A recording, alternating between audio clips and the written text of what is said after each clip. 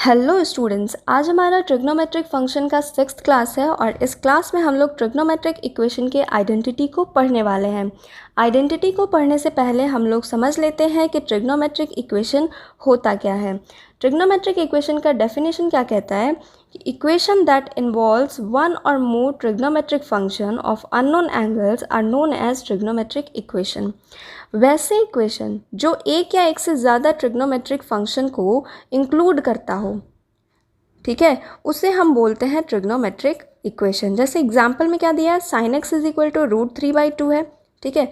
तो ये भी एक ट्रिग्नोमेट्रिक इक्वेशन है, ठीक है, ये एक ट्रिग्नोमेट्रिक इक्वेशन है जहाँ x क्या है, x अननोन एंगल है। अननोन एंगल का मतलब क्या हो गया कि वैसे एंगल जिनका वैल्यू हमें पता नहीं है, ठीक है, तो ये अननोन एंगल हो गया। अब सॉल्यूशन ऑफ ट्रिग्नोमेट्रिक इक्वेशन क्या कहता है कि हमें x का वैल्यू फाइंड करना है। सॉल्यूशन का मतलब क्या होता है कि हम किसी वेरिएबल का वैल्यू ही तो फाइंड करते हैं।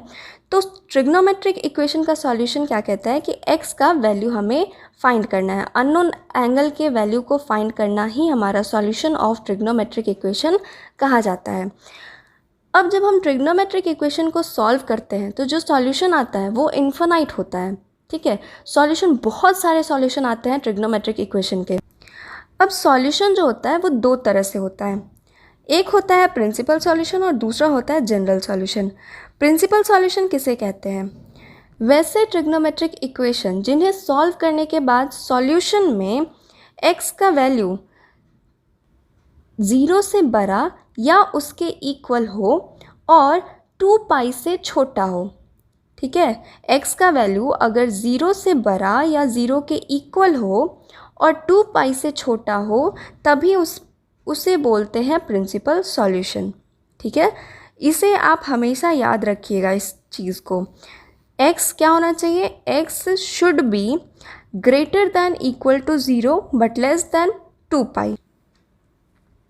जनरल सॉल्यूशन क्या होता है? तो a general solution is one which involve the integer n and give all solution of a trigonometric equation. General solution वो होता है जहाँ पे हमें ट्रिग्नोमेट्रिक इक्वेशन के सारे सॉल्यूशंस मिल जाते हैं, ठीक है, जिसे हम लोग n के टर्म्स में लिखते हैं अपने आंसर्स में।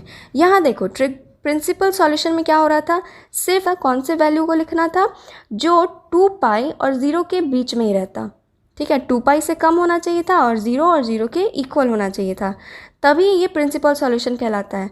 लेकिन जनरल सॉल्यूशन में क्या हो जाता है, जनरल सॉल्यूशन में 2π के ऊपर भी एंगल्स जो रहेंगे वो सभी इंक्लूड हो जाएंगे।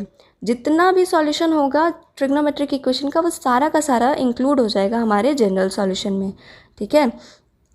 अब देखो, हमारा जनरल सॉल्यूशन का ही आइडेंटिटी यहाँ पे दिया गया है।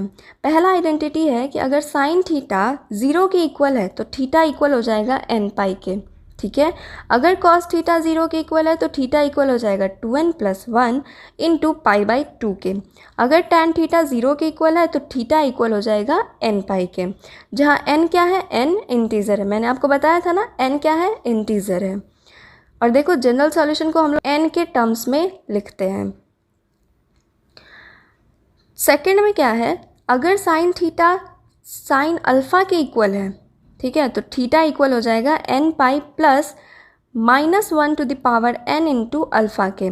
अगर कॉस थीटा कॉस अल्फ़ा के इक्वल है तो थीटा इक्वल हो जाएगा 2nπ प्लस माइनस अल्फ़ा के। अगर टैन थीटा टैन अल्फ़ा के इक्वल है तो थीटा इक्वल हो जाएगा nπ प्लस अल्फ़ा के, जहाँ n क्या है, इंटीजर है। थर्ड में क्या है, साइन स्क्वायर थीटा अगर साइन स्क्वायर अल्फ़ा के इक्वल है तो थीटा इक्वल हो जाएगा nπ प्लस माइनस अल्फ़ा के।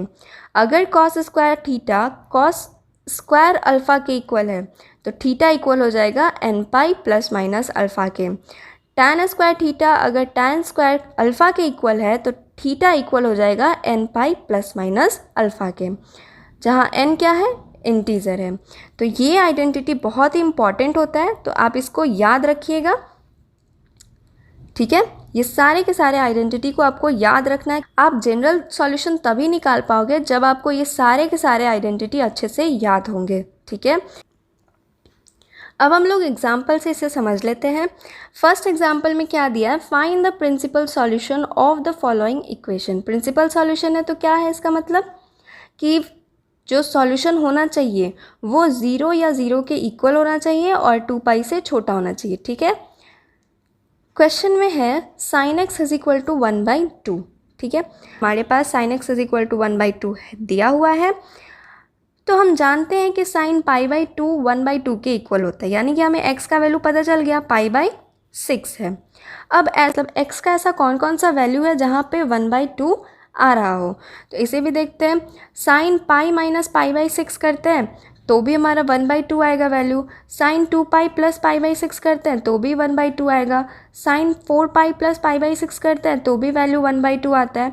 sin 3π माइनस π/6 करते हैं तो भी वैल्यू कितना आता है, 1/2 आता है। ऐसा क्यों हो रहा है कि हर एंगल पे 1/2 आ रहा है वैल्यू?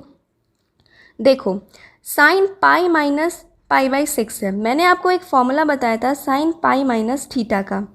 sin π माइनस थीटा क्या होता है, sin थीटा होता है। क्यों होता है, इसे क्वाड्रेंट से मैंने आपको समझाया था। यहाँ होता है पाई, यहाँ होता है 0, 2π, 4π, इस तरह से होता है। यहाँ होता है π/2 और यहाँ होता है 3π/2।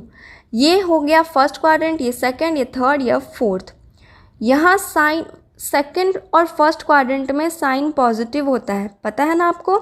तो देखो यहाँ पाई माइनस थीटा किया गया है, यानी कि ये सेकंड क्वाड्रेंट में आ गया।